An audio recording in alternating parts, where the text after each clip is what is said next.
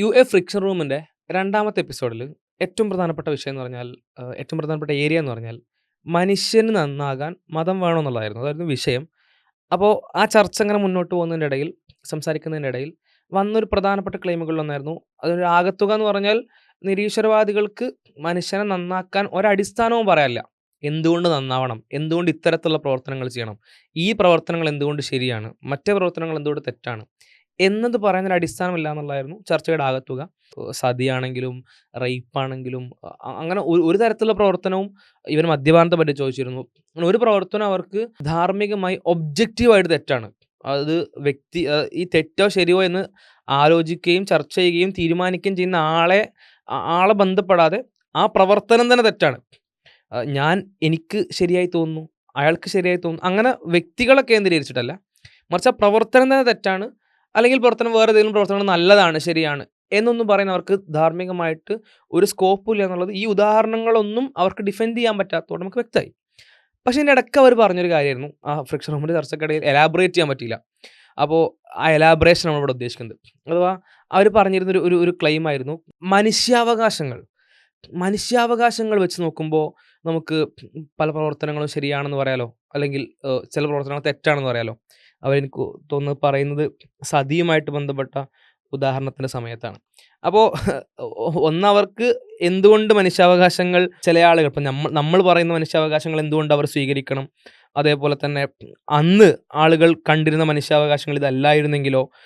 അല്ലെങ്കിൽ അന്നത്തെ ഒരവസ്ഥയിൽ ഇത്തരത്തിൽ നമ്മൾ ഇന്ന് മനുഷ്യാവകാശങ്ങൾ തീരുമാനിച്ച കാര്യങ്ങളൊന്നും അറിവ് ലഭ്യമല്ലാത്ത ഒരു കാലത്ത് അയാൾ ഇത് സ്വീകരിക്കണമെന്ന് നിർബന്ധം ഷാഠ്യം നമുക്ക് പറയാൻ പറ്റുക? പിന്നെ ആരാണ് ഈ മനുഷ്യാവകാശങ്ങൾ തീരുമാനിക്കുക? ഇങ്ങനെ കുറേ ചോദ്യങ്ങൾ അവിടെ നമ്മൾ ചോദിച്ചപ്പോൾ തന്നെ ആ സമയത്ത് തന്നെ പ്ലോട്ടിൽ തന്നെ വന്നിരുന്നു. അതിനപ്പുറത്ത് ബിയോണ്ട് ദാറ്റ് നമ്മൾ കുറച്ചും കൂടി വിഷയത്തിൻ്റെ ആഴത്തിലേക്ക് പോവുകയാണെങ്കിൽ ശരിക്കും മനുഷ്യാവകാശങ്ങളെ പറ്റി തന്നെ പറയാൻ നിരീശ്വരവാദികൾക്ക് പറ്റുമോ? അത് ധാർമ്മികമായിട്ട് ഏത് മേഖലയിൽ എടുത്തു പോയാലും ഇപ്പോൾ മനുഷ്യാവകാശത്തിൻ്റെ ഇതിലേക്ക് തന്നെ വന്നാൽ ഒബ്ജക്റ്റീവായ ഒരു അടിത്തറ അതിനും പറയല്ല എന്നുള്ളതാണ്. നിരീശ്വരവാദികൾക്ക് പറയാൻ ഇല്ല എന്നുള്ളതാണ്. ദൈവമില്ല, മതമില്ല എങ്കിൽ ഒബ്ജക്റ്റീവായിട്ട് മനുഷ്യാവകാശങ്ങൾ ഇപ്പോൾ ഉദാഹരണത്തിന് ജീവിക്കാനുള്ള അവകാശം, അതുപോലെ തുല്യത, ഈക്വാലിറ്റി, ഇതൊക്കെ എങ്ങനെയാണ് നാസ്തികർ തെളിയിക്കുക? ഇത് ഒബ്ജക്റ്റീവ് ട്രൂത്താണ്. മനുഷ്യന്മാരെല്ലാവരും സമരാണ് എന്ന് ഒബ്ജക്റ്റീവായിട്ട് എങ്ങനെ തെളിയിക്കും എന്നുള്ള ചോദ്യം അപ്പോഴും അവശേഷിക്കുകയാണ്. അതുപോലെ മനുഷ്യാവകാശങ്ങൾ എന്ന് പറയുന്നത് എല്ലാ മനുഷ്യന്മാർക്കും കിട്ടേണ്ടതാണ്. ആ റൈറ്റ്സ് എല്ലാവർക്കും അവരുടെ അവകാശമാണ് എന്നുള്ളത് ഒബ്ജക്റ്റീവായിട്ട് എങ്ങനെ തെളിയിക്കും? അതിന് എന്ത് ബേസാണ് നിങ്ങൾ എടുത്തുള്ളത്? അതെ. വീണ്ടും ബേസിലേക്കാണ് ചോദ്യം പോകുന്നത്. അതെ. അപ്പോൾ സ്വാഭാവികമായിട്ടും മനുഷ്യർ പ്രത്യേക ഒരു ജീവജാലമാണ്. മനുഷ്യർക്ക് പ്രത്യേകത ഉണ്ട്. മനുഷ്യ സവിശേഷത എന്ന് പറയുന്ന ഹ്യൂമൻ എക്സെപ്ഷനലിസം എന്നുള്ള ഒരടിത്തറയില്ലാതെ ഒരിക്കലും നിരീശ്വരവാദികൾക്ക് എന്ത് ചെയ്യാൻ കഴിയില്ല, ഈ മനുഷ്യാവകാശം എന്നുള്ളത് തെളിയിക്കാൻ കഴിയില്ല. അപ്പോൾ ഹ്യൂമൻ എക്സെപ്ഷനലിസം എന്ന് പറയുന്നത് മനുഷ്യർ വ്യതിരിക്തരാണ് എന്നതിൻ്റെ അടിത്തറയിലാണ് മനുഷ്യാവകാശം മുഴുവനുള്ളത്. അതാണ് അതിന്റെ ബേസ്. അതെ. അഥവാ മനുഷ്യാവകാശം എന്തുകൊണ്ട് നമ്മൾ പശു അവകാശം എന്നോ അതിപ്പോൾ ഇന്ത്യയിൽ ഇങ്ങനെ റീസെൻ്റ് ആയിട്ട് പറഞ്ഞു തുടങ്ങുന്നുണ്ട്. നോർമലി ഒരു മൃഗങ്ങളെ പറ്റി പറയാത്തൊരു കാര്യമാണ്. അത് പറയുമ്പോൾ പോലും നമ്മൾ majority of the Indian population disturbed ആവും. നിങ്ങൾ എന്തിനെ പറ്റിയാണ് പറയുന്നത്? എന്താണ് നിങ്ങൾ സംസാരിക്കുന്നത് എന്ന് ചോദിച്ചുകൊണ്ടിരിക്കുന്നു. അതേപോലെ തന്നെ വേറെ ചില മൃഗാവകാശങ്ങൾ, ആനാവകാശം, മുയലാവകാശം, സിംഹാവകാശം, കടുവാവകാശം എന്നൊന്നും പറയാതെ എന്തുകൊണ്ടാണ് മനുഷ്യാവകാശം എന്ന് പറയുന്നത്? ഇനി അതിന് വേണ്ടി ഒരു ടീം വാദിക്കുകയാണെങ്കിൽ ഈ അവകാശങ്ങളൊക്കെ മുന്നോട്ട് വെച്ചിട്ട് ഒരാൾ വാദിക്കുകയാണെങ്കിൽ എല്ലാം പറ്റൂല, മനുഷ്യർക്ക് അവകാശം, മനുഷ്യാവകാശം പ്രത്യേകമാണ്, യെസ്, അത് ഒബ്ജക്റ്റീവ്ലി ട്രൂ ആണ് എന്ന് തെളിയിക്കാൻ അവർക്ക് സാധിക്കുമോ? യെസ് ഇല്ല എന്നുള്ളതാണ്. ആനവകാശം, പൂച്ചാവകാശം എന്നൊക്കെ പറയുന്നതിൽ നിന്ന് ഇത് പ്രത്യേകം ധാർമ്മികതയുമായി ബന്ധപ്പെട്ടതാണ്, ഇതൊരിക്കലും ലംഘിക്കപ്പെടാൻ പാടില്ല എന്നൊക്കെ പറയണമെങ്കിൽ എന്താണ് ഒബ്ജക്റ്റീവ്ലി അതിനൊരു ഗ്രൗണ്ട് ഉള്ളത് ഈ എന്നുള്ളതാണ്. ഈ കോഴി അവകാശമൊക്കെ പറഞ്ഞ ആൾക്കാർ വന്ന് നമ്മള് പ്രയാസപ്പെട്ടു പോകും. കാരണം ഭക്ഷണം പിന്നെ കിട്ടൂല. ഇന്ത്യയിൽ ലോകത്തിൽ മൊത്തം ശരിക്ക് ഏറ്റവും കൂടുതൽ കഴിക്കപ്പെടുന്ന ജീവികളിലൊന്നാണ് കോഴി. അപ്പോൾ അത് മൊത്തത്തിൽ ഇല്ലാതെയാവണമെങ്കിൽ ലോകത്തിൻ്റെ മൊത്തം എന്താ പറയുക ഭക്ഷണവുമായിട്ട് ബന്ധപ്പെട്ട വലിയൊരു പ്രശ്നത്തിലേക്ക് പോകും. അപ്പോൾ കോഴി അവകാശമില്ല. കോഴിയെ കൊല്ലാൻ പാടില്ലാന്നോ ഉപദ്രവിക്കാൻ പാടില്ലാന്നോ ഒന്നുമുള്ള നിയമങ്ങളില്ല. അതിനർത്ഥം മൃഗങ്ങൾക്കെതിരെ എന്ത് ക്രൂരതയോ അനുവദിക്കുന്നതല്ല ട്ടോ. ഇപ്പോൾ ഒരു മൃഗത്തെ അനാവശ്യമായിട്ട് ഉപദ്രവിക്കുകയോ അടിക്കുകയോ ചെയ്യുന്നത് കാണുമ്പോൾ ബാക്കിയുള്ള ആളുകൾ ചോദിച്ചേക്കാം, അത് നോർമലി ജീവനുള്ള ഒരു കാര്യത്തോട് തോന്നുന്ന ഒരു കരുണയാണ്. പ്രവാചകൻ പറഞ്ഞ പച്ചക്കല്ലുള്ള ഇതിനോടും മനുഷ്യന് കരുണ ഉണ്ടാവണം എന്ന് പറഞ്ഞാൽ സ്വാഭാവികമായിട്ടും മനുഷ്യൻ്റെ ഉള്ളിൽ അന്തർലീനമായിട്ടുള്ള ഒരു കരുണയാണ്. ജീവനുള്ള ഏതിനും പ്രയാസം ഉണ്ടാകുമ്പോൾ നമുക്ക് സങ്കടം വരും, വിഷമം വരും. ആ പ്രയാസം ഒഴിവാക്കാൻ നമ്മൾ നോക്കും. അത് സ്വാഭാവികമായിട്ട് നടക്കുന്ന കാര്യമാണ്. അതിനപ്പുറം നമ്മളതിനൊരു ഒരു അടിസ്ഥാന അവകാശമായിട്ട് കാണുന്നില്ല എന്നുള്ളതിന്റെ ഉദാഹരണമാണെന്ത്? നമ്മളവയെ നിരന്തരമായിട്ട് ഭക്ഷണത്തിന്റെ ആവശ്യത്തിനായിട്ട് കൊല്ലുന്നു. അതേപോലെ തന്നെ ചില ജീവികള് മറ്റു ജീവികൾക്ക് വേണ്ടി ഭക്ഷണം കൊടുക്കുന്നു. ഇപ്പൊ അങ്ങനത്തെ ചില പെറ്റുകളൊക്കെ വളർത്തുന്ന ആളുകൾ ആ പെറ്റുകൾക്ക് മാംസാഹാരികളായിട്ടുള്ള പെറ്റുകൾക്ക് ഭക്ഷണമായിട്ട് മൃഗങ്ങളെ പറ്റൂ. ആ മൃഗങ്ങളെ കൊടുക്കുന്ന ആളുകളുണ്ട്. ആളുകളുണ്ടെന്നല്ല അതേ അതേ വകുപ്പുള്ളൂ. വേറെ ഓപ്ഷനൊന്നുമില്ല. മൃഗശാലയില് സിംഹത്തിന് വെജിറ്റേറിയൻ കൊടുത്തിട്ട് കാര്യല്ല. അപ്പൊ അങ്ങനെ അങ്ങനെ നമ്മൾ ഒരുപാട് ചെയ്യുന്നുണ്ട്. അപ്പൊ ഇതെന്തുകൊണ്ട് സംഭവിക്കുന്നു? എന്താ മനുഷ്യന്റെ പ്രത്യേകത? നിരീശ്വരവാദിയുടെ പെർസ്പെക്റ്റീവിൽ, നിരീശ്വരവാദിയുടെ പോയിന്റ് ഓഫ് വ്യൂവിൽ എന്തുകൊണ്ട് മാനിനും കോഴിക്കും മുയലിനൊന്നും ഇല്ലാത്തൊരു പ്രത്യേകത മനുഷ്യന്? അവയൊക്കെ ചെയ്യാൻ പറ്റുന്ന ചില കാര്യങ്ങൾ മനുഷ്യന് ചെയ്യാൻ പറ്റില്ല എന്തുകൊണ്ട് പറയുന്നു? മനുഷ്യൻ എങ്ങനെ സ്പെഷ്യൽ ആകുന്നു? എങ്ങനെ എക്സെപ്ഷണൽ ആകുന്നു? അതിന്നാണ് മനുഷ്യന്റെ അവകാശങ്ങൾ വരിക. മനുഷ്യൻ എക്സെപ്ഷണലാണ്. മനുഷ്യൻ വേറെയാണ്. മനുഷ്യന് എന്തോ പ്രത്യേകതയും സവിശേഷതയുണ്ട് എന്ന് പറയുമ്പോഴേ അവന് അവകാശം ഉണ്ടെന്നുള്ള പോയിന്റിലേക്ക് പോകാൻ പറ്റുള്ളൂ. ഫസ്റ്റ് ക്വസ്റ്റ്യൻ മനുഷ്യന് അതാണ്. എങ്ങനെയാണ് മനുഷ്യന് പ്രത്യേകത ഒരു ആകുന്നത്? പ്രത്യേകതയില്ല എന്ന് പറയുന്ന ഒരു വിഭാഗം. മനുഷ്യരെന്ന് പറഞ്ഞിട്ടുണ്ടെങ്കിൽ പിന്നെ ആറ്റങ്ങളുടെ ഒരു കളക്ഷൻ. സംയോജനം മാത്രം ആണ് എന്ന് പറയുന്ന ഒരു വിഭാഗം. അതിന് യാതൊരു സ്പെഷ്യാലിറ്റി ഇല്ല. ഇപ്പോൾ ഇസ്ലാമിലാണെങ്കിൽ അല്ലെങ്കിൽ ദൈവികമായ വിശ്വാസങ്ങളിലൊക്കെ ആണെങ്കിൽ "വലഖദ് കറംനാ ബനി ആദം" എന്നൊക്കെ പറഞ്ഞ പോലെ മനുഷ്യർക്കൊരു പ്രത്യേകത ഉണ്ട്. ദൈവം അവനെ പ്രത്യേകം ആദരിച്ചിട്ടുണ്ട്. ആദരിച്ചിട്ടുണ്ട്. മനുഷ്യ കേന്ദ്രീകൃതമായിക്കൊണ്ടാണ് പ്രപഞ്ചമൊക്കെ ഉള്ളത് എന്നുള്ളൊരു സങ്കല്പമുണ്ട്. പക്ഷേ ഇതിന് വിപരീതമായ ഒരാൾ വാദിച്ചു കഴിഞ്ഞാൽ ഇപ്പോൾ ഉദാഹരണത്തിന് പല ഫിലോസഫികൾ ഇപ്പോൾ ലോകത്ത് നിലനിൽക്കുന്നുണ്ട്. നിരീശ്വരവാദികളുടെ ഇപ്പോൾ ഡീപ്പ് എക്കോളജി എന്ന് പറയുന്നത്, അതുപോലെ പോസ്റ്റ് ഹ്യൂമനിസം, ബയോസെൻട്രിസിസം, എക്കോസെൻട്രിസിസം പോലെയുള്ള ഫിലോസഫി ഇവരൊക്കെ വാദിക്കുന്നത് എന്താണെന്ന് വെച്ചാൽ മനുഷ്യ കേന്ദ്രീകൃതം എന്ന് പറയുന്ന ആശയം അത് തെറ്റാണെന്നാണ്. എന്ന് വെച്ചാൽ ഈ ലോകത്തുള്ള എല്ലാ ജീവജാലങ്ങൾക്കും ഒരേ ഉള്ള അവകാശം. അവകാശം. ഇപ്പോൾ തുല്യത തന്നെ എടുക്കുക. മനുഷ്യരെല്ലാവരും തുല്യരാണ്, ഈക്വാലിറ്റി എന്ന് പറയുന്ന ധാർമ്മികതക്ക് എന്ത് അടിത്തറയുണ്ട്? മനുഷ്യർ തുല്യരാണെന്ന് പറഞ്ഞാൽ നമുക്ക് ജീവജാലങ്ങളെല്ലാവരും തുല്യരാണെന്ന് പറഞ്ഞുകൂടെ? അത് നിരീശ്വരവാദികളെ സംബന്ധിച്ച് നേരത്തെ പറഞ്ഞു ദൈവം ഉണ്ടെന്ന് വിശ്വസിക്കുകയാണെങ്കിൽ ദൈവം പറയുന്നു മനുഷ്യൻ പ്രത്യേകത ഉള്ളവനാണ്. അവൻ ആദരിക്കപ്പെടുന്നവനാണ്. അതിനൊരുപാട് കാരണങ്ങളും നമുക്ക് അങ്ങനെ മനസ്സിലാക്കാം. ബുദ്ധിയുള്ളവനാണ്, സവിശേഷ ബുദ്ധിയുള്ളവനാണ്, വിശേഷ ബുദ്ധിയുള്ളവനാണ്. അവൻ ആ തരത്തിൽ ഒരു സോൾ ഉള്ളവനാണ്. ആ തരത്തിലൊരു ഒരു ബോധമുള്ളവനും ധാർമ്മികത ഉള്ളവനുമാണ്. ദൈവികമായിട്ടുള്ള കൽപ്പന നമുക്ക് മനസ്സിലാക്കാൻ പറ്റും. അതില്ലാത്ത ആളുകളെ സംബന്ധിച്ച് അവർക്കിത് എങ്ങനെയാണ് പറയാൻ പറ്റുക എന്നുള്ളതാണ്. ഒരു നിലക്കും പറയാനുള്ള അടിസ്ഥാനം അവരെ സംബന്ധിച്ച് കിട്ടില്ല എന്നുള്ളതാണ് പറഞ്ഞു വരുന്നത്. എല്ലാ മനുഷ്യരും തുല്യരാണ് എന്ന് പറയുമ്പോൾ എന്തുകൊണ്ട് എല്ലാ ജീവജാലങ്ങളും തുല്യരാണ് എന്ന് പറഞ്ഞുകൂടാ? അതേ അടിസ്ഥാനം വെച്ച് എല്ലാ ജീവജാലങ്ങളും തുല്യമാണെന്ന് പറയണം. അതെ. അതുപോലെ അതെ. എല്ലാ സെന്റിയന്റ് ബീയിങ്ങുകളും സംവേദന ശേഷിയുള്ള എല്ലാ ജീവികളും തുല്യരാണ് എന്ന് എന്തുകൊണ്ട് പറഞ്ഞുകൂടാ? യെസ്. എന്നുള്ള ചോദ്യമാണ് മറുപുറത്ത് നിന്ന് വരുന്നത്. അപ്പോൾ അല്ല മനുഷ്യർ പ്രത്യേകത ഉണ്ട് മനുഷ്യർക്ക്. മനുഷ്യൻ്റെ ഈക്വാലിറ്റി എന്ന് പറഞ്ഞാൽ അത് പ്രത്യേകമാണ്. അവർക്ക് പ്രത്യേകമായി അവകാശം വേണം എന്ന് പറയണമെങ്കിൽ മനുഷ്യന് പ്രത്യേകത ഉണ്ട് എന്നുള്ള അടിത്തറ വേണ്ടേ? ഇതില്ലാതെ എങ്ങനെയാണ് യഥാർത്ഥത്തിൽ ഈ ഈക്വാലിറ്റി തെളിയിക്കുക? മനുഷ്യാവകാശം തെളിയിക്കുക? മനുഷ്യന് പ്രത്യേകത ഇല്ല. മറ്റ് ജീവജാലങ്ങളെ പോലെ തന്നെയാണ്. രവിചന്ദ്രൻ അടക്കം പറഞ്ഞിട്ടുണ്ട് സംവാദങ്ങളിൽ. അതെ. മനുഷ്യൻ ധാർമ്മിക ജീവിയോ എന്ന് പറഞ്ഞ സംവാദത്തിൽ പ്രത്യേകം പറയുന്നുണ്ട്. ഒരു പ്രത്യേകതയില്ലാത്തൊരു ജീവിയെ അടിസ്ഥാനപ്പെടുത്തിയിട്ട് എങ്ങനെയാണ് മനുഷ്യാവകാശം, മനുഷ്യതുല്യത എന്നൊക്കെ ഉള്ളത് നമ്മൾ നടപ്പാക്കുക? ഇപ്പോൾ ഉദാഹരണത്തിന് ഈ അടിമത്തം തന്നെ എടുക്കുക. നമ്മൾ ജീവജാലങ്ങളെ അടിമപ്പെടുത്തുന്നുണ്ട്. മനുഷ്യർ പരസ്പരമുള്ള അടിമത്തത്തെ ശക്തമായി എതിർക്കുന്നതോടൊപ്പം തന്നെ നമ്മൾ ഉടമപ്പെടുത്തുന്നില്ലേ ജീവജാലങ്ങളെ? വിൽക്കുന്നില്ലേ? വാങ്ങുന്നില്ലേ? ഇപ്പോൾ ഒരു ആടിനെ നമ്മൾ വിൽക്കുകയും വാങ്ങുകയും ഉടമപ്പെടുത്തുകയൊക്കെ ചെയ്യുന്നുണ്ട്. അപ്പോൾ ഇത് തെറ്റാണ് എന്നൊരാൾ പറഞ്ഞു കഴിഞ്ഞാൽ അങ്ങനെ പറയുന്ന കുറെ ആൾക്കാരുണ്ട് കേട്ടോ. നമ്മൾ വെറുതെ ഹൈപ്പോത്തറ്റിക്കലി പറയുന്നതല്ല. നേരത്തെ ഇപ്പോൾ കുറെ ഫിലോസഫികൾ വായിച്ചല്ലോ. അതിന്റെ വക്താക്കളും അതല്ലാത്തതായിട്ടുള്ള ഇഷ്ടംപോലെ ആൾക്കാരുണ്ട്. അത്തരത്തിൽ സംസാരിക്കുന്ന ആളുകൾ. അവർ തെറ്റാണെന്ന് പറയാൻ നിങ്ങളടുത്ത് എന്ത് ബേസ് എന്നുള്ളതാണ് ചോദ്യം. അപ്പോൾ ഈ അടിമത്തം, ഈ ഉടമസ്ഥത ഒക്കെ സാധ്യമാണ്. പക്ഷെ മനുഷ്യന്മാർ എന്ത് ചെയ്യാൻ പാടില്ല? അങ്ങോട്ടും ഇങ്ങോട്ടും അടിമപ്പെടുത്താനോ ഉടമപ്പെടുത്താനോ പാടില്ല. എന്നുള്ളത് മനുഷ്യർക്ക് ഒരു പ്രത്യേകത ഉണ്ട് എന്നുള്ളതിൽ നിന്ന് വരുന്നതാണ്. അത് മതത്തിൽ നിന്നല്ലാതെ, ദൈവത്തിൽ നിന്നല്ലാതെ നാസ്തികർക്ക് അത് തെളിയിക്കാൻ കഴിയില്ല. ഒരു മനുഷ്യർക്ക് നിലക്കും അതിനുള്ള ബേസ് ഇല്ല. അതെ, മനുഷ്യർക്കുള്ള പ്രത്യേകത എന്ന് പറഞ്ഞാൽ ഇപ്പോൾ ബുദ്ധി എന്നുള്ളത് എടുക്കുകയാണെങ്കിൽ തന്നെ മനുഷ്യന്മാരെല്ലാവരും ബുദ്ധിയുള്ള ജീവിയാണ്. അതേസമയം മറ്റു മൃഗങ്ങൾക്ക് അത്രയും ബുദ്ധിയില്ല എന്ന് പറയുകയാണെങ്കിൽ ബുദ്ധി നമ്മൾ അടിത്തറ എടുക്കുകയാണെങ്കിൽ അപ്പോൾ ചില മനുഷ്യന്മാർക്ക് ബുദ്ധി കുറവുണ്ടാവും.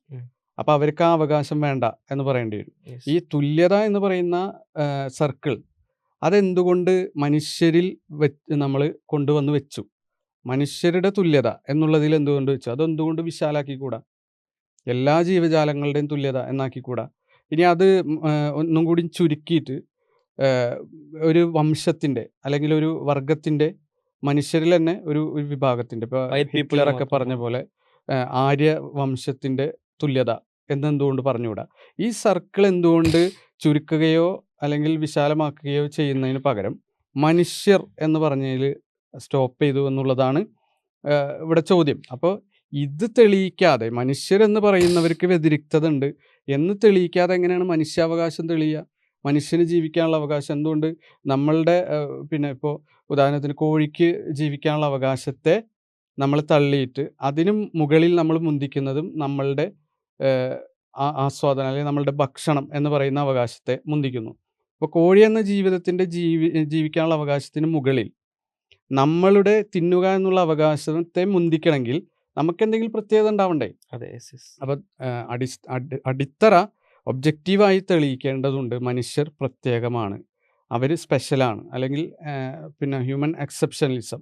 ഇത് തെളിയിക്കാതെ നമുക്കൊരിക്കലും എന്ത് പറയാൻ പറ്റില്ല, ജീവിക്കാനുള്ള അവകാശം, തുല്യതയ്ക്കുള്ള അവകാശം, സ്വാതന്ത്ര്യത്തിനുള്ള അവകാശം, ഇതൊന്നും തെളിയിക്കാൻ കഴിയില്ല എന്നുള്ളതാണ്. അതായത് മനുഷ്യൻ വെറും ആറ്റങ്ങളുടെ ഒരു കളക്ഷൻ മാത്രമാണെങ്കിൽ, ആറ്റങ്ങളുടെ ഒരു ചേർന്ന രൂപം മാത്രമാണെങ്കിൽ അത്തരത്തിൽ തന്നെയാണ് കോഴിയുള്ളത്, അത്തരത്തിൽ തന്നെയാണ് മാനുള്ളത്, അത്തരത്തിൽ തന്നെയാണ് മാടും ഒട്ടകവും ഒക്കെ ഉള്ളത്. അപ്പോൾ അവക്കില്ലാത്തൊരു അവകാശം ഈ മനുഷ്യൻ്റെ രൂപത്തിൽ മാത്രം ആറ്റങ്ങൾ ചേർന്നിരിക്കുമ്പോൾ ആ ആറ്റങ്ങൾക്ക് പ്രത്യേക ഒരു അവകാശം. ആ ആറ്റങ്ങൾ കോഴിയുടെ രൂപത്തിൽ ചേർന്നിരിക്കുമ്പോൾ ആറ്റങ്ങൾക്ക് അവകാശമില്ല. ഇത് എന്ത് ലോജിക്കാണ്? ഒരു നിരീശ്വരവാദിയെ സംബന്ധിച്ച് അവൻ അത്തരത്തിൽ തുല്യതയിൽ വിശ്വസിക്കുന്ന ആളാണെങ്കിൽ ഇവയ്ക്കെല്ലാം ഒരേ അവകാശങ്ങൾ കൊടുക്കണം. അങ്ങനെ കൊടുക്കുന്ന ആൾക്കാരുണ്ട് കേട്ടോ. നമ്മൾ ഹൈപ്പത്തറ്റിക്കൽ പറയല്ല, വീണ്ടും സൂചിപ്പിക്കുകയാണ്. ഇപ്പോൾ ഈവൻ കുറേ എത്തീസ്റ്റുകൾ പുതിയ കാലത്ത് വീഗൻസ് ആയിട്ട് മാറുന്ന നമുക്ക് കാണാൻ പറ്റും. അവർ വെജിറ്റേറിയനും വീഗനും വ്യത്യാസമുണ്ട്. വെജിറ്റേറിയൻ എന്ന് പറഞ്ഞാൽ മാംസാഹാരം മാത്രം കഴിക്കാത്ത ആളുകളാണ്. വീഗൻസ് എന്ന് പറഞ്ഞാൽ അവർ ഇത്തരത്തിൽ ഒരു തരത്തിലും ഒരു മൃഗങ്ങളുടെയും ഒരു ജീവികളുടെയും ഒന്നും തങ്ങൾ വസ്ത്രമായിട്ടോ അല്ലെങ്കിൽ വേറെ ഇപ്പോൾ ബെൽറ്റ്, ബാഗ്, വാച്ച് അങ്ങനത്തെ കാര്യങ്ങളിലൊക്കെ ലെതറൊക്കെ ഉണ്ടാവുമല്ലോ, അങ്ങനത്തെ ഒരു കാര്യങ്ങൾ ഉപയോഗിക്കില്ല. ഈവൻ പാല് കുടിക്കില്ല, മുട്ട കഴിക്കില്ല, ഇങ്ങനൊന്നും ചെയ്യാത്ത ആളുകളാണ് വീഗൻസ് പറഞ്ഞാൽ. സെന്റിയന്റ് ആയിട്ടുള്ള ബീയിങ്ങൾക്ക് എല്ലാത്തിനും Yes. എതിരെയുള്ള വയലൻസ് ഇല്ല. എതിർക്കുന്ന ആളുകൾ. അപ്പൊ അവരാ പറയുന്നതിനും അടിത്തറില്ലേ? യെസ്, അതെ. അപ്പോൾ അതും ഈ സബ്ജക്റ്റീവ് ആണെങ്കിൽ ഈ പിന്നെ പറയുന്ന അവകാശങ്ങൾ സബ്ജക്റ്റീവായി മാറാണ്. അതായത് മനുഷ്യാവകാശം എന്നുള്ളത് സബ്ജക്റ്റീവ് ആവാണ്, ജീവിക്കാനുള്ള അവകാശം സബ്ജക്റ്റീവ് ആവാണ്. ഒരു വിഭാഗത്തിന് വേണമെങ്കിൽ എല്ലാ ജീവജാലങ്ങൾക്കും ജീവിക്കാനുള്ള അവകാശം ഉണ്ടാവും, എല്ലാ ജീവജാലങ്ങൾക്കെതിരെ വയലൻസ് പാടില്ല എന്ന് പറയാവുന്ന ഒരവസ്ഥ വരാണ്. അതേസമയം മനുഷ്യന്മാർക്ക് മാത്രം ഇതിൽ നിന്ന് ഒരു പ്രത്യേകത ഉണ്ട്. അവർക്ക് ജീവിക്കാനുള്ള അവകാശം അത് അടിത്തറുള്ളതാണ്, ഒബ്ജക്റ്റീവാണ് എന്ന് തെളിയിക്കാൻ, ഒബ്ജക്റ്റീവായ അത് അവൻ്റെ അവകാശമാണ് എന്ന് തെളിയിക്കാൻ നാസ്തികർക്ക് എങ്ങനെ സാധിക്കും? എന്ത് അവകാശമാണെന്നുള്ളതാണ്. ഇത് കേവലം നമ്മൾ ചോദിക്കുന്നത് മാത്രമല്ല. ഇപ്പോൾ റിച്ചാർഡ് ഡോക്കിൻസിൻ്റെ സെൽഫിഷ് ജീനിൽ അദ്ദേഹം തന്നെ ചോദിക്കുന്ന ഒരു വരി ഞാൻ വായിക്കാം. സ്വന്തം ജീവവർഗത്തിൽപ്പെട്ടവരോട് അഥവാ സ്പീഷീസിൽപ്പെട്ടവരോട് മറ്റു വർഗത്തിലുള്ളവരെക്കാൾ കൂടുതൽ ധാർമ്മിക പരിഗണന കാണിക്കണമെന്ന തോന്നൽ വളരെ പഴയതും ആഴത്തിൽ വേരൂന്നിയതുമാണ്. എന്ന് വെച്ചിട്ടുണ്ടെങ്കിൽ കോഴിക്ക് അല്ലെങ്കിൽ ആടിന് അല്ലെങ്കിൽ പശുവിന് ഉള്ള അവകാശങ്ങൾ, മനുഷ്യാവകാശങ്ങൾ, ഇത് രണ്ടും വേറെ വേറെയാണ്.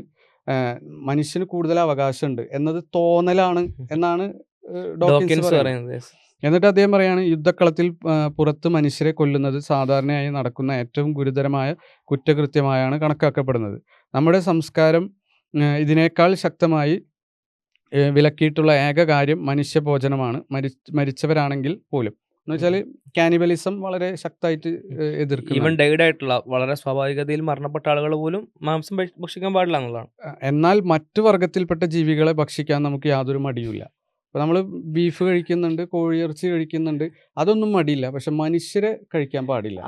അത് നമ്മളുടെ വംശത്തോട് കാണിക്കുന്ന, നമ്മുടെ സ്പീച്ചീസിനോട് കാണിക്കുന്ന ഒരു വംശീയ വെറിയാണെന്നുള്ളതാണ് പറഞ്ഞു വെക്കുന്നത്. എന്നിട്ട് അദ്ദേഹം പറയണേ, ഏറ്റവും ഭയാനകരമായ കുറ്റകൃത്യം ചെയ്ത മനുഷ്യനെ വധശിക്ഷയ്ക്ക് വിധേയരാക്കാൻ പോലും പലർക്കും മടിയാണ്. അതേസമയം ചെറിയ ഉപദ്രവങ്ങൾ മാത്രം ചെയ്യുന്ന മൃഗങ്ങളെ വിചാരണ കൂടാതെ വെടിവെച്ച് കൊല്ലുന്നതിനെ നമ്മൾ സന്തോഷത്തോടെ അംഗീകരിക്കുന്നു.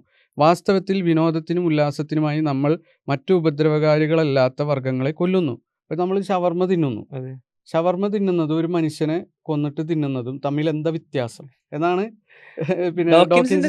ചോദ്യം. പ്രസക്താണ്. നിരീശ്വരവാദികളുടെ പോയിന്റ് ഓഫ് വ്യൂവിൽ നിന്ന് കൃത്യമായി ചോദിക്കാവുന്ന ആത്മാർത്ഥത, നിഷ്കളങ്കതയുള്ള ചോദ്യമാണ്. അവിടെ പറയുന്ന വിചാരണ പോലും കൂടാതെ നമ്മൾ കോഴിനെ കൊല്ലുന്നത്. ഇനി അടുത്ത തവണ കോഴിനൊക്കെ ചോദ്യമൊക്കെ ചോദിച്ച് കൊല്ലുക എന്നുള്ളതാണ്. അല്ലെങ്കിൽ ഇത് തമ്മിലുള്ള വ്യത്യാസം കറക്റ്റ് പറയണം. മനസ്സിലാക്കണം. അതെ. അതായത് കോഴിയും മനുഷ്യനും തമ്മിൽ കൊല്ലുന്നതിൽ വ്യത്യാസമുണ്ട്.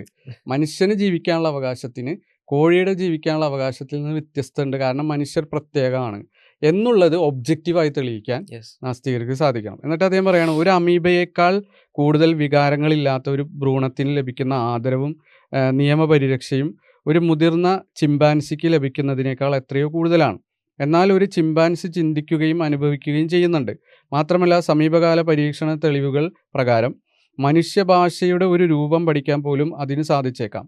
ആ ഭ്രൂണം നമ്മുടെ സ്വന്തം വർഗത്തിൽപ്പെട്ടവയായതുകൊണ്ട് മാത്രം അതിന് പ്രത്യേക അവകാശങ്ങളും പിന്നെ റൈറ്റ്സുകളും ഉടൻ തന്നെ ലഭിക്കുന്നു. റിച്ചാർഡ് റൈഡർ ഉപയോഗിച്ച സ്പീഷീസിസം അഥവാ ജീവവർഗ വിവേചനം, സ്പീഷീസിസം എന്ന ഈ ധാർമ്മികതയ്ക്ക് വംശീയതയേക്കാൾ എന്ന് വെച്ചാൽ റേസിസത്തേക്കാൾ മികച്ച എന്തെങ്കിലും യുക്തിസഹമായ അടിത്തറയുണ്ട് എന്ന് എനിക്കറിയില്ല. എന്നാൽ എനിക്കറിയാവുന്ന ഒന്ന് മാത്രം, പരിണാമപരമായ ജീവശാസ്ത്രത്തിൽ ഇതിന് യാതൊരു അടിസ്ഥാനവുമില്ല. അതായത് നമ്മൾ റേസിസം എങ്ങനെയാണോ എത്രത്തോളമാണോ മോശമായി കാണുന്നത്, അത്രത്തോളം തന്നെ മോശമാണ് സ്പീഷീസിസം അഥവാ നമ്മൾ മനുഷ്യൻ സ്പെഷ്യൽ ആണെന്ന് പറയുന്ന, മനുഷ്യാവകാശമുണ്ടെന്ന് പറയുന്നത്. നിങ്ങൾ പറഞ്ഞ മനുഷ്യാവകാശം ഉണ്ടല്ലോ, മനുഷ്യൻ ശരി തെറ്റുകളെ തീരുമാനിക്കാൻ വേണ്ടി തിരഞ്ഞെടുക്കുന്ന മനുഷ്യാവകാശം. ആ മനുഷ്യാവകാശം എന്ന് പറഞ്ഞാൽ ഈസ് ജസ്റ്റ് ലൈക്ക് റേസം. അത് റേസത്തേക്കാൾ അത് വ്യത്യസ്തമായി നിൽക്കുന്ന ഒരു ഏരിയയും റിച്ചാർഡ് ഡോക്കിൻസിന്, നിയോ തിയസ്റ്റിന്റെ ഫാദറിന് കാണാൻ പറ്റുന്നില്ല എന്ന് അദ്ദേഹം പറഞ്ഞു വെക്കുന്നത്. ഇത് അദ്ദേഹം മാത്രം പറഞ്ഞല്ല, പീറ്റർ സിംഗറും ഇതേപോലെ ചിമ്പാൻസിൻ്റെ കാര്യം പറഞ്ഞപ്പോഴാണ്. പീറ്റർ സിംഗർ പറഞ്ഞത് ഒരു മുതിർന്ന ചിമ്പാൻസിക്കാണ് ന്യൂ ബോൺ ബേബിനേക്കാൾ അവകാശങ്ങളുള്ളത്. കാരണം പുതിയതായിട്ട് ജനിച്ചൊരു കുട്ടി എന്ന് പറഞ്ഞാൽ അയാൾക്ക് അതിന് ബുദ്ധിയില്ല, നടക്കാൻ കഴിയില്ല, ഒന്നും ചെയ്യാൻ കഴിയില്ല, തീരെ പ്രൊഡക്റ്റീവ് അല്ല. എന്നാൽ മുതിർന്ന ചിമ്പാൻസി പറഞ്ഞാൽ അങ്ങനെ കുറേ കാര്യങ്ങൾ ചെയ്യാൻ പറ്റുന്നൊരു പ്രൊഡക്ടിവിറ്റി നോക്കുമ്പോൾ കമ്പയർ ചെയ്യുമ്പോൾ അതിന് കുറച്ചും കൂടി എഡ്ജ് ഉണ്ട് എന്നുള്ളതാണ്. അതേപോലെ തന്നെ അദ്ദേഹം പറഞ്ഞ ഒരുപാട് കാര്യങ്ങൾ അത്തരത്തിൽ ഭയങ്കര ഇൻഹ്യൂമെയിനാണ്. ഇൻഹ്യൂമെയിൻ ആയിട്ടുള്ള കാര്യങ്ങൾ പറയാൻ അദ്ദേഹത്തെ നയിക്കണം വെച്ചാൽ എല്ലാ ജീവനുള്ള കാര്യങ്ങളും ഒരുപോലെയാണ്. അതിൽ മനുഷ്യന് പ്രത്യേകം സ്പെഷ്യാലിറ്റിയോ പ്രത്യേകതയോ ഇല്ല. മനുഷ്യൻ മനുഷ്യനായതുകൊണ്ട് അവൻ സ്പെഷ്യൽ ആവുന്നില്ല. നേരത്തെ പറഞ്ഞ പോലെ തന്നെ മെൻ്റലി റിട്ടാർഡഡ് ആണെങ്കിൽ, മാനസികമായിട്ട് പ്രശ്നമുള്ള ആളാണെങ്കിൽ, ശാരീരികമായിട്ട് പ്രശ്നമുള്ള ആളാണെങ്കിൽ ആ ക്വാളിറ്റികൾ കുറയും തോറും അവൻ്റെ വില കുറയുന്നുണ്ട്. അപ്പോൾ നമ്മളെ സംബന്ധിച്ച് നമ്മളെന്താ പറയാറുള്ളത്, മനുഷ്യനാണോ അയാൾക്ക് മൂല്യം എന്നുള്ളതാണ്. അയാൾ മറ്റെല്ലാ മനുഷ്യരെയും പോലെയാണെന്നുള്ളതാണ്. അയാളുടെ കുറവുകൾ, അയാളുടെ പ്രശ്നങ്ങൾ, പരിമിതികൾ ഇതൊന്നും കൺസിഡർ ചെയ്യാതെ ഇറസ്പെക്റ്റീവ് ഓഫ് ഓൾ ദീസ് സാധനം എല്ലാത്തിനും അപ്പുറത്ത് മനുഷ്യനാണോ വാല്യൂ ഉണ്ടെന്നുള്ളതാണ്. പക്ഷെ ഇത്തരത്തിൽ നോക്കുന്ന ഒരാൾക്ക് മനുഷ്യൻ ബാക്കി എല്ലാ ജീവികളും പോലെയാണ്. ഇനി മനുഷ്യനിൽ തന്നെ ചില ആൾക്കാർക്ക് അത്തരത്തിൽ കഴിവുകൾ കുറയാണെങ്കിൽ, അതായത് വേറെ എന്തെങ്കിലും പ്രശ്നങ്ങൾ ഉണ്ടാവുകയാണെങ്കിൽ അവർ നമ്മൾ വിചാരിക്കുന്ന ഒരു നോർമലായിട്ട് പ്രൊഡക്റ്റീവായിട്ടുള്ള ഒരു ബീയിങ്ങിനെ കാണുന്ന അത്ര പരിഗണനയോടെ കാണേണ്ടതില്ല എന്നാണ് പറഞ്ഞത്. നമ്മൾ കറക്റ്റ് മനുഷ്യന്മാർ വ്യതിരിക്തമാണ് എന്ന് പറയുമ്പോൾ മതവിശ്വാസികൾക്ക് ഒരു അടിത്തറ പറയാനുണ്ട്. അതായത് കുല്ലുക്കും മിൻ ആദം വാദം മിൻ തുറാബ്, എല്ലാവരും ആദമിൽ നിന്നാണ് ഉണ്ടായത്, ആദം മണ്ണിൽ നിന്നുണ്ടായി, എല്ലാ മനുഷ്യരും തുല്യരാണ്, പിന്നെ എല്ലാവർക്കും ശുഊബം വഖബ ഇലലി താറഫു എന്ന് പറഞ്ഞല്ലോ. എല്ലാ ഗോത്രങ്ങളും വർഗങ്ങളായി വിഭജനങ്ങൾ എന്ന് പറഞ്ഞിട്ടുണ്ടെങ്കിൽ അത് കേവലം തിരിച്ചറിയാൻ വേണ്ടി മാത്രമാണ്. എല്ലാ മനുഷ്യന്മാരും തുല്യരായിട്ടാണ് ദൈവം സൃഷ്ടിച്ചത് എന്ന അടിത്തറ മതവിശ്വാസികൾക്ക് പറയാനുണ്ട്. അതേസമയം ഒരു ഷവർമ കഴിക്കുന്നതും കാനിബലിസം അതായത് മനുഷ്യരെ കഴിക്കുന്നതും തമ്മിൽ വ്യത്യാസമുണ്ട്. അതായത് സതി, ഇപ്പം നമ്മൾ സതി എന്ന് പറയുമ്പോൾ തീയിൽ ഒരു സ്ത്രീ ചാടി മരിക്കുക അല്ലെങ്കിൽ അവരെ പ്രേരിപ്പിക്കുകയാണല്ലോ. അതിന് പകരം ഒരു കോഴിയെ തീയിലേക്ക് ചാടിപ്പിക്കുമ്പോൾ അത് സതിയേക്കാൾ കുറവായി അല്ലെങ്കിൽ പ്രശ്നമല്ല എന്ന് പറയണമെങ്കിൽ അതെന്താണ് അവിടെ വ്യത്യാസം? അവിടെ ആ സ്ത്രീയുടെ ജീവിക്കാനുള്ള അവകാശവും ഒരു പെടക്കോഴിയുടെ ജീവിക്കാനുള്ള അവകാശവും തമ്മിലുള്ള വ്യത്യാസം ഒബ്ജക്റ്റീവായി തെളിയിക്കാൻ ലോകത്തൊരു നാസ്തികനും കഴിയില്ല എന്നുള്ളതാണ് റിച്ചാർഡ് ഡോക്കിൻസ് തന്നെ പറയുന്നത്. ഇനി നിങ്ങൾക്ക് കഴിയുന്നുണ്ടെങ്കിൽ നിങ്ങൾക്ക് പറയാം, അറിയിക്കാം. എന്താണ് നിങ്ങൾ അതിനെടുക്കുന്ന അടിസ്ഥാനം, എന്ത് മാനദണ്ഡം എടുക്കുന്നത്? സിമ്പിൾ ഇത് കാണുന്ന നിരീക്ഷണത്തിൽ ഒരുപാട് ഉണ്ടാവും അറിയാം. നിങ്ങൾ എന്ത് മാനദണ്ഡം കൊണ്ടാണ് മനുഷ്യ സ്പെഷ്യൽ ആണെന്നുള്ളതും ഇതേപോലെ ജീവനുള്ള ആറ്റങ്ങളുടെ കൂടിച്ചേരലായിട്ടുള്ള വേറെ ജീവികൾ സ്പെഷ്യൽ അല്ല എന്നും പറയുന്നത് നിങ്ങൾക്ക് അടിസ്ഥാനങ്ങളുണ്ടെങ്കിൽ പറയാം. ചില ആൾക്കാർ ഈ കോൺസ്റ്റിറ്റ്യൂഷനൊക്കെ അടിസ്ഥാനമായിട്ട് പറയും കേട്ടോ. കോൺസ്റ്റിറ്റ്യൂഷനിൽ കൊടുത്തിട്ടുണ്ട്, അല്ലെങ്കിൽ കോൺസ്റ്റിറ്റ്യൂഷനിൽ എഴുതിയിട്ടുണ്ട്, ഭരണഘടനയിൽ മനുഷ്യാവകാശങ്ങളുണ്ട്, ഭരണഘടനയിൽ കോഴി അവകാശങ്ങളില്ല എന്നൊക്കെ പറയുന്ന ആൾക്കാരുണ്ട്. അങ്ങനത്തെ ആൾക്കാർ ഈ ഭരണഘടന എന്ന് പറയുമ്പോൾ അവിടെ ഇവിടെ മതം പറയുന്നില്ലല്ലോ. ഖുറാനിൽ ഇങ്ങനെ പറഞ്ഞതുകൊണ്ട് അല്ലെങ്കിൽ മതം ഇങ്ങനെ പറയുന്നത് കൊണ്ട്, ദൈവം ഇങ്ങനെ പറഞ്ഞതുകൊണ്ട് പിന്നെ മനുഷ്യാവകാശം, മനുഷ്യ തുല്യത എന്ന് കോൺസ്റ്റിറ്റ്യൂഷനിൽ എവിടെ എഴുതി വെച്ചിട്ടില്ല. അപ്പോൾ ഇത് ഏതോ കുറേ നാസ്തികരിങ്ങനെ ഇരുന്നിട്ട് അല്ലെങ്കിൽ മതവിരോധികൾ ഇരുന്നിട്ട് ചിന്തിച്ചപ്പോൾ മനുഷ്യരെല്ലാവരും തുല്യരാണല്ലോ എന്ന് തോന്നി. എന്ന് ശരിയാണല്ലോ തോന്നി. അങ്ങനെ അവർ കോൺസ്റ്റിറ്റ്യൂഷനിൽ അത് എഴുതി വെച്ചു എന്നാണ് പറഞ്ഞു വരുമ്പോൾ തോന്നാം. യഥാർത്ഥത്തിൽ ഇതിൻ്റെയൊക്കെ പിന്നിൽ നമ്മൾ പോയി കഴിഞ്ഞാൽ അതാണുള്ളത്. മതം തന്നെയാണ്, അല്ലാതെ വേറെ എന്ത് അടിത്തറയാണുള്ളത്? ഇത് മതത്തിൽ നിന്നാണ് എല്ലാം ഇൻസ്പയർഡ് ആയിട്ടുള്ളത്. കോൺസ്റ്റിറ്റ്യൂഷൻ, ഇന്ത്യൻ കോൺസ്റ്റിറ്റ്യൂഷൻ ആണെങ്കിലും ഇനി യൂറോപ്പിൽ അല്ലെങ്കിൽ വെസ്റ്റേൺ കൺട്രീസിലെ കോൺസ്റ്റിറ്റ്യൂഷൻ ആണെങ്കിലും ഇനി നമ്മൾക്കിടയിൽ അലിഖിതമായി നിൽക്കുന്ന റിട്ടേൺ അല്ലാതെ നിൽക്കുന്ന നിയമങ്ങളാണെങ്കിലും ഒക്കെ ഇൻസ്പയർഡ് ഫ്രം റിലീജിയൻ, മതത്തിൽ നിന്നാണ്. ഇപ്പോൾ കോൺസ്റ്റിറ്റ്യൂഷൻ ഹിസ്റ്ററി എടുക്കുമ്പോൾ മനസ്സിലാക്കാൻ സാധിക്കുന്നതാണല്ലോ. ഇപ്പോൾ കോൺസ്റ്റിറ്റ്യൂഷനിൽ തന്നെ മനുഷ്യരെല്ലാവരും തുല്യരാണ് എന്നുള്ള തുല്യത പറയുന്ന സമയത്ത് എന്ന് ഖുർആൻ പറഞ്ഞു അല്ലെങ്കിൽ പിന്നെ ഏതെങ്കിലും വേദഗ്രന്ഥം പറഞ്ഞു എന്ന് പറയുമ്പോൾ ഒരു പൊതു ബഹുമുഖ സമൂഹത്തിൽ അതിന് സ്വീകാര്യത അല്ലെങ്കിൽ അതിനൊരു എല്ലാവരെയും പരിഗണിക്കുന്ന ഒരു സ്വഭാവം വരില്ലല്ലോ. അപ്പോൾ സ്വാഭാവികമായിട്ട് ഈ മതത്തിൻ്റെ ലാബിൽ എടുത്ത് കളഞ്ഞിട്ടാണ് സാധാരണ ഗവൺമെൻറ്റിൻ്റെ ഡോക്യുമെൻറ്റുകളും കാര്യങ്ങളൊക്കെ വരിക എന്നുള്ളത് ഒഴിച്ചു നിർത്തിയാൽ, അങ്ങനെ ഒരു പൊതു സമൂഹത്തിലേക്ക് അവതരിപ്പിക്കുമ്പോൾ പൊതുധാർമ്മികത മതത്തിൻ്റെ ലാബിൽ കളഞ്ഞുകൊണ്ടാണ് അവതരിപ്പിക്കപ്പെടുക. പക്ഷേ അതിനർത്ഥം ഇതൊന്നും മതത്തിൽ നിന്ന് വന്നതല്ല എന്നല്ല. അത് എല്ലാവർക്കും സ്വീകാര്യത നേടാൻ, എല്ലാവർക്കിടയിലും അത് സ്വീകാര്യത നേടാൻ വേണ്ടിയിട്ടാണ്. ഇപ്പോൾ പൊതു സമൂഹത്തിൽ ഒരു പിന്നെ സദാചാരമായിക്കൊണ്ടും അതുപോലെ തന്നെ പൊതുബോധമായിക്കൊണ്ടും മനുഷ്യ തുല്യത നിലനിൽക്കുന്നുണ്ട്. പക്ഷേ ആ പൊതുബോധം അല്ലെങ്കിൽ സദാചാരം എന്ന് പറയുന്നത് എവിടുന്നെങ്കിലും വീണ് കിട്ടിയതല്ല, നമ്മൾ ബുദ്ധി കൊണ്ട് ചിന്തിച്ച് അല്ലെങ്കിൽ ശാസ്ത്രം കൊണ്ട് നമ്മൾ പഠിച്ച് കണ്ടെത്തിയതല്ല.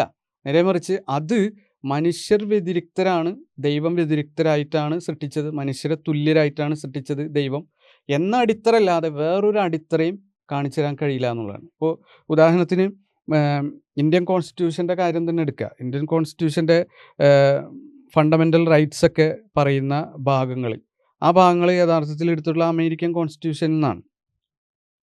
ആ American constitution preamble and fundamental rights എന്ന് പറയുന്നത് അതിൽ ഭൂരിഭാഗവും അമേരിക്കൻ ഭരണഘടനയിൽ നിന്നാണ് എടുത്തിട്ടുള്ളത്. മിക്കവാറും ഭരണഘടനകളിൽ ഫണ്ടമെൻ്റൽ റൈറ്റ്സ് എടുത്തിട്ടുള്ളത് ഏറ്റവും മനുഷ്യ നാഗരികതയിൽ തന്നെ പൗരാവകാശത്തെ പറ്റിയിട്ടുള്ള ഏറ്റവും പുരാതനമായിട്ടുള്ളൊരു ഡോക്യുമെൻ്റാണ് അമേരിക്കൻ ഭരണഘടനയിലെ ഈ preamble to bill of rights എന്ന് പറയുന്നത് 1776 US സ്വാതന്ത്ര്യ പ്രഖ്യാപനം, US ഡിക്ലറേഷൻ ഓഫ് ഇൻഡിപെൻഡൻസിൻ്റെ ബാക്കി പത്രമായിട്ടാണ് വരുന്നത്. ആ അമേരിക്കൻ കോൺസ്റ്റിറ്റ്യൂഷൻ എടുത്തു നോക്കിയാലും അതുപോലെ തന്നെ US ഡിക്ലറേഷൻ ഓഫ് ഇൻഡിപെൻഡൻസ് എടുത്തു നോക്കിയാലും അവിടെയൊക്കെ പറയുന്നത് പിന്നെ എല്ലാ മനുഷ്യരും തുല്യരായി സൃഷ്ടിക്കപ്പെട്ടു എന്നുള്ളതാണ്. സൃഷ്ടിക്കപ്പെട്ടു. അതെ, അതായത് ദൈവം സൃഷ്ടിച്ചത് മനുഷ്യനെ തുല്യനായിട്ടാണ്. അവിടെ സൃഷ്ടിയില്ലാതെ അഥവാ ഇതിനെല്ലാം നിയന്ത്രിക്കുന്ന വേറൊരു പുറത്തു നിന്നുള്ള മനുഷ്യനല്ലാത്തൊരു അസ്തിത്വം ഇല്ലാതെ ആ അസ്തിത്വം അവൻ്റെ സൃഷ്ടികളെല്ലാം തുല്യമാണ് എന്ന് പറഞ്ഞു എന്നൊരു കണ്ടീഷൻ ഇല്ലാതെ ആരും തുല്യരാകുന്നില്ല. നമ്മൾ ഇനി അളക്കാൻ പോവാണ്, സ്കെയിൽ വെച്ച് അളക്കാൻ പോവുകയാണെങ്കിൽ എല്ലാ മനുഷ്യരും ഡിഫറൻ്റ് ആണ്. ഹയറാർക്കിക്കലി പല പല പൊസിഷനിലേക്ക് നിൽക്കുന്നുണ്ടാവുക. അവിടെ വിവേചനത്തിലുള്ള ന്യായമാണ് കൂടുക. അവിടെ സൃഷ്ടിക്കപ്പെട്ടിരിക്കുന്നു എന്ന പ്രയോഗം, ആ പ്രയോഗം മാത്രമേ അവൻ സ്രഷ്ടാവുണ്ട് എന്നുള്ള ബോധ്യം മാത്രമേ മനുഷ്യരെ മൊത്തം തുല്യരാക്കൂ എന്നുള്ളതാണ്. അമേരിക്കൻ സ്വാതന്ത്ര്യ പ്രഖ്യാപനത്തിൽ തോമസ് ജെഫേഴ്സൺ അദ്ദേഹം പറയുന്ന വാചകം തന്നെ നിങ്ങൾ നോക്ക്.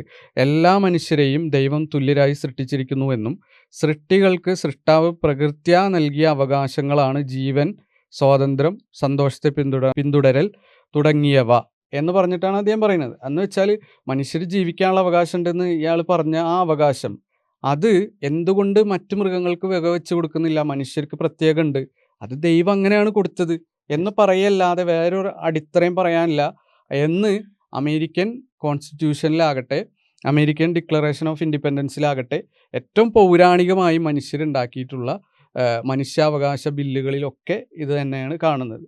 ഇപ്പോൾ UN-ൻ്റെ മനുഷ്യാവകാശ പ്രഖ്യാപനം ഇപ്പോൾ അതന്നെ എടുത്തു നോക്കുക. ഇപ്പോൾ ഉദാഹരണത്തിന് United Nations universal declaration of human rights, അതുപോലെ തന്നെ French declaration of human rights, ഇത് എല്ലാം എടുത്തിട്ടുള്ളത് ഏകദേശം അതിൻ്റെ ആശയമൊക്കെ വന്നിട്ടുള്ളത് ജോൺ ലോക്കിൻ്റെ അഥവാ ലിബറലിസത്തിൻ്റെ പിതാവിൽ നിന്നാണ്.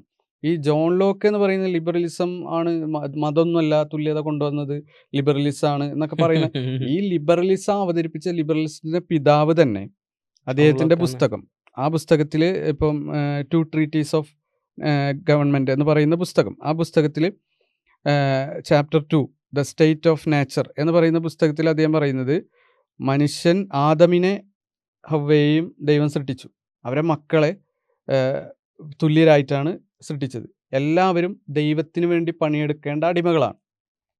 അപ്പം ഈ അടിമകളായ മനുഷ്യന്മാർ പരസ്പരം അടിമകളാക്കാൻ പാടില്ലല്ലോ. അടിമത്തത്തിനെതിരെ മൂപ്പര് ന്യായം പറയുന്നത് ദൈവത്തിൻ്റെ അടിമകളാണ് എല്ലാവരും. അപ്പോൾ സ്വാഭാവികമായിട്ടും എല്ലാവരും തുല്യരാണ്. ഒരാൾക്കും വിവേചനം കൽപ്പിക്കാൻ പറ്റില്ല. ഒരാൾക്ക് മറ്റുള്ള ഒരാളെ കൊല്ലാനോ അല്ലെങ്കിൽ അടിമയാക്കാനോ പാടില്ല. എല്ലാത്തിൻ്റെ അടിത്തറയായിട്ട് ഈ ജോൺ ലോക്ക് പോലും പറയുന്നത് ദൈവമാണ്. ദൈവം. ദൈവമല്ലാതെ എങ്ങനെയാണ് ഈ അതായത് ഇപ്പൊ തുല്യത? നിങ്ങൾ ലിബറലിസ്റ്റ് അടിസ്ഥാനമാക്കി എടുക്കാന്ന് വിചാരിച്ചു മനുഷ്യാവകാശത്തിന്. അവിടെ ലിബറലിസം കൊണ്ടുവന്ന ജോൺ ലോക്ക് ആ ലിബറലിസ്റ്റിനും അതിലുള്ള മനുഷ്യാവകാശങ്ങൾക്കും അടിസ്ഥാനമായിട്ട് പറയുന്നത് ദൈവത്തെയാണ്, ദൈവവിശ്വാസത്തെയാണ്. ഇനി നിങ്ങൾ കോൺസ്റ്റിറ്റ്യൂഷനെ ഭരണഘടനയിൽ പറഞ്ഞത് കൊണ്ടാണ് നമ്മൾ മനുഷ്യാവകാശത്തെ അടിസ്ഥാനമാക്കിയിരിക്കുന്നത് പറഞ്ഞാൽ ആ ഭരണഘടനയ്ക്ക് പിന്നിലുള്ള അമേരിക്കൻ ഭരണഘടന അടക്കം അവിടെ തോമസ് ജെഫേഴ്സനെ ഉദ്ധരിച്ചു. അതുപോലെ തന്നെ അതിൻ്റെ പ്രീവിയസ് ഫോമുകളെ പറ്റി പറഞ്ഞു. അവിടെ അടക്കം എഴുതപ്പെട്ടിരിക്കുന്ന എന്താണ്? മനുഷ്യൻ സൃഷ്ടിക്കപ്പെട്ട് തുല്യമായതുകൊണ്ട്, മനുഷ്യൻ അങ്ങനെ ഒരു സ്രഷ്ടാവ് ഉള്ളതുകൊണ്ട്, ആ സ്രഷ്ടാവ് മനുഷ്യർ തുല്യരാണെന്ന് പറഞ്ഞതുകൊണ്ട്, ആ സ്രഷ്ടാവ് മനുഷ്യൻ പ്രത്യേകതയുള്ളവനാണെന്ന് പറഞ്ഞതുകൊണ്ട്, ആ സ്രഷ്ടാവ് മനുഷ്യന് ബാക്കിയുള്ള ജീവികളിൽ നിന്നും കുറച്ച് സവിശേഷതയുണ്ടെന്ന് പറഞ്ഞതുകൊണ്ട്, അതുകൊണ്ട് മനുഷ്യന് ഇതെല്ലാം ഉണ്ടാവുന്നു. അത്രേ ഉള്ളൂ. അവിടെ അവിടെ നമുക്ക് ഭക്ഷണമായിട്ട് ആ സ്രഷ്ടാവിന്, ഈ സൃഷ്ടികളുടെ എല്ലാം ഉടമസ്ഥനായിട്ടുള്ള സ്രഷ്ടാവിന് നമുക്ക് ഭക്ഷണമായിട്ട് ചില സൃഷ്ടികൾ ഒരുക്കാം. അതിനുള്ള റൈറ്റ് സ്രഷ്ടാവിനുണ്ട്. അങ്ങനെ സ്രഷ്ടാവ് ഉണ്ടെങ്കിൽ ആ സ്രഷ്ടാവിനുണ്ട്.